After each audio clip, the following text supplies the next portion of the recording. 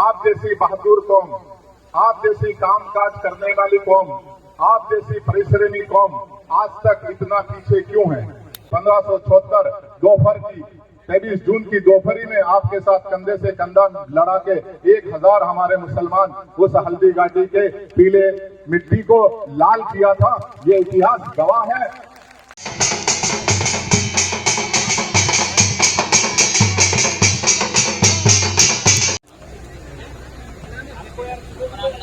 भील प्रदेश के तमाम आदिवासी भाइयों और दूसरे समाज के लोगों, आप सभी को इसी भील प्रदेश के मुस्लिम समाज की तरफ से जोहार सलाम। हम आपके साथ कंधे से कंधा मिला के खड़े हैं और खड़े रहेंगे, लेकिन इसके पहले भी खड़े थे, आप सबको पता है। लेकिन मैं इस आदिवासी समाज की दुर्दशा उसको देखकर हमेशा मेरा मन व्यथित होता है। तो मैंने एक निष्कर्ष निकाला, इस नतीजे पे पहुंचा कि आप जैसी बहादुर कौम, आप जैसी कामकाज करने वाली कौम, आप जैसी परिश्रमी कौम आज तक इतना पीछे क्यों है। उसका सिर्फ एक ही कारण है कि आपके पास कोई रहबर नहीं है, आपके पास कोई नेता नहीं है जो आपको एक साथ संगठित कर सके। अगर आप संगठित हो जाते हैं तो ये पूरा इलाका आपका था, आपका है, आपका रहेगा, आपको कोई यहां से हिला नहीं सकता।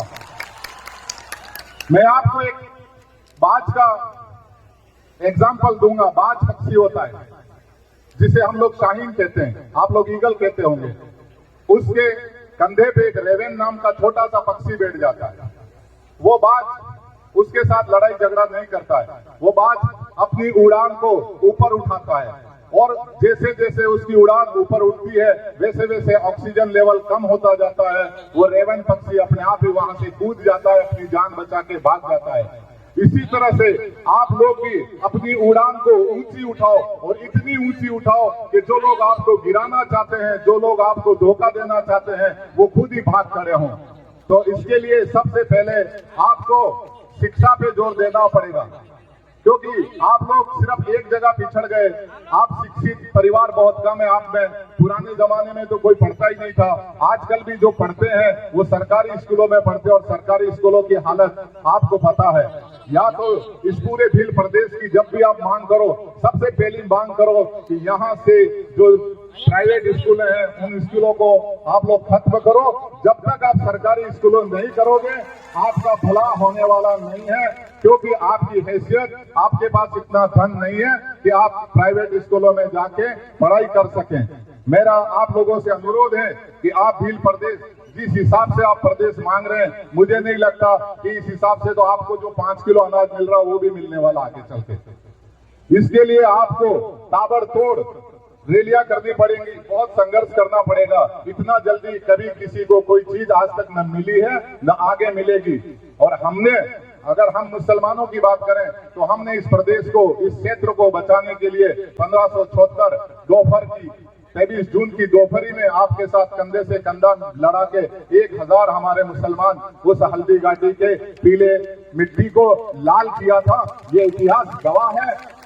और बरसों से हमारे नाम से इस पूरे क्षेत्र में एक बहादुरी का इनाम दिया जाता था, जो हम पठानों के नाम, हकीम खान सूर के नाम से दिया जाता था। लेकिन आजकल इन सरकारों ने वो इनाम भी बंद कर दिया, तो हमें दबाया गया। लेकिन हम अपनी जगह पे बैठ चुके हैं, हमें अब आवश्यकता नहीं है। हमने अपनी मेहनत और मजदूरी से हम आगे बढ़ने की कोशिश कर रहे हैं। लेकिन आपको ये क्षेत्र पूरा आपका है, आपको एकजुटता दिखानी होगी, वरना आप आगे नहीं बढ़ पाओगे।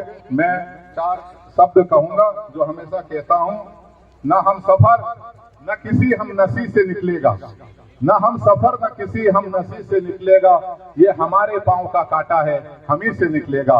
ये जो तकलीफें हैं, ये जो दुख है, ये आपके हैं, आपकी मेहनत से ये खत्म होगा, आपकी एकजुटता से खत्म होगा। आपकी एकता को मैं सलाम करता हूं। आप बहुत एकजुट हो रहे हैं और आगे भी होंगे। इस बात का सबूत अभी इस इलेक्शन में दिया, आपने पूरे 10 लाख वोट दिए। इससे ये तो साबित हो गया कि आप एक हो गए हैं।